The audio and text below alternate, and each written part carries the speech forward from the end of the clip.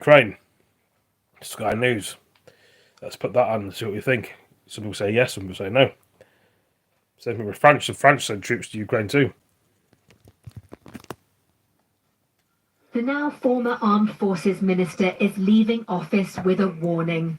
Speaking at his home in Somerset, James Heapy says the UK must be better prepared for war at a time of growing threats.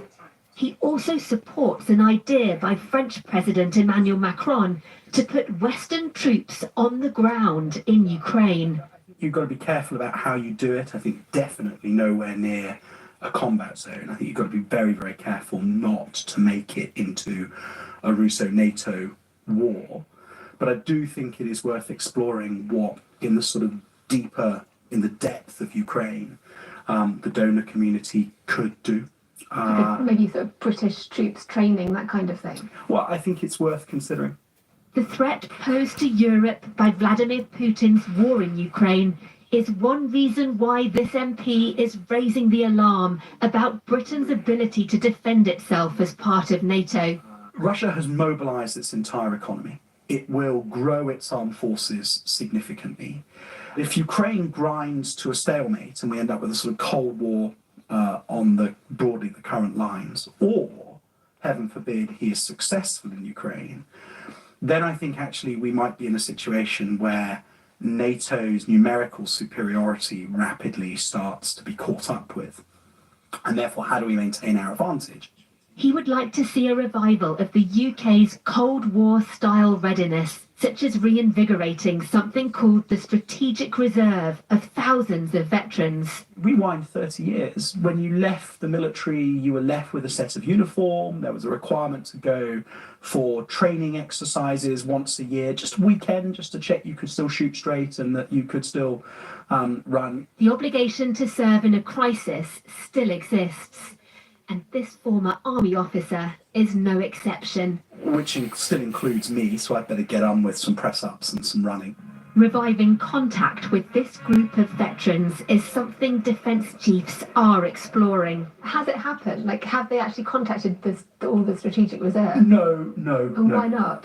Well, I think that they are looking at how they'll do that, because I think contacting them is one thing, but it's what you do with them. You know, actually, are we going to start to say to them that there is some sort of liability whilst they're on the strategic reserve? These are discussions that are underway, nowhere near to a policy announcement, but they are underway, and the chiefs are really kind of thinking about, because it brings with it quite a big set of so whats. You need if you're going to do those training weekends for the strategic reserve each year, well, actually you're going to need people from the regular Army, Navy, Air Force to run those weekends. Well, that's another enormous demand to place on an already very busy force. So all these things have cost, as ever when you're making policy, but they are things that need to be looked at. Do you think it would be a good idea to bring back, to revive some of that Cold War discipline of contacting them every year, so maybe getting them to do some kind of exercises? Yeah, I do. What message would that send to our adversaries? Well, I think it would be quite powerful. So all of a sudden, our adversaries are looking at a force that is the regular force, the regular plus the reserves, and then 200,000, 250,000 more beyond, who have a skill at arms, who have a familiarity with military tactics, and could in extremis be mobilised, and that changes their thinking again.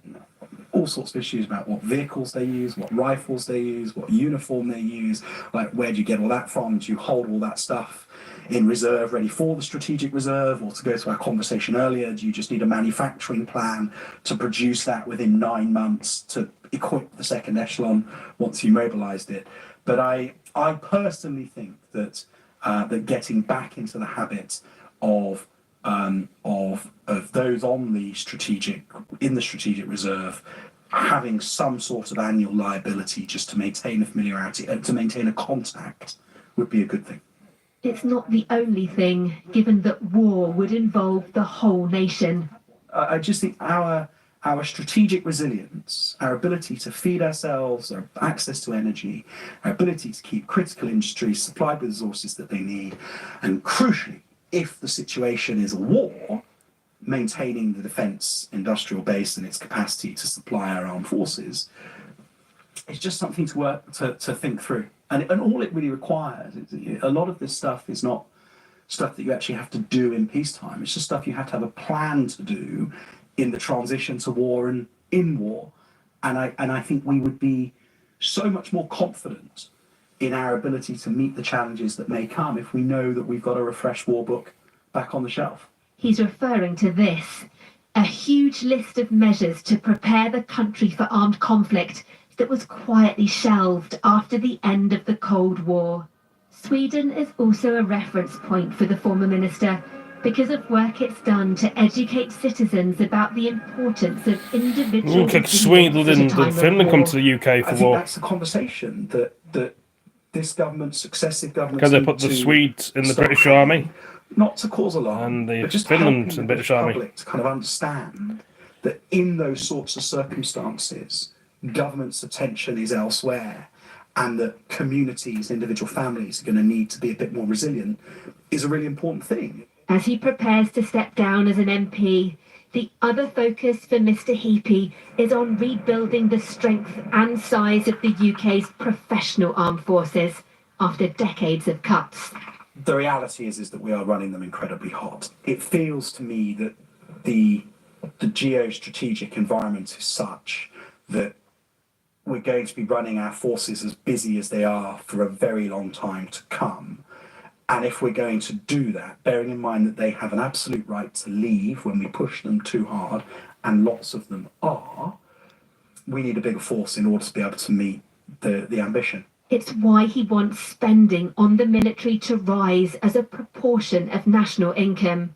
There's really two things that I have set myself to achieve in my remaining time as an MP, given the knowledge that I have as a long-serving minister in the MOD. Firstly, to make the case for more defence spending, 2.5% now, 3% by 2030.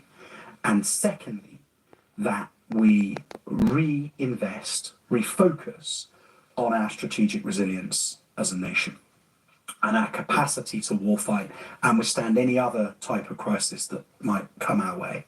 Deborah Haynes, Sky News.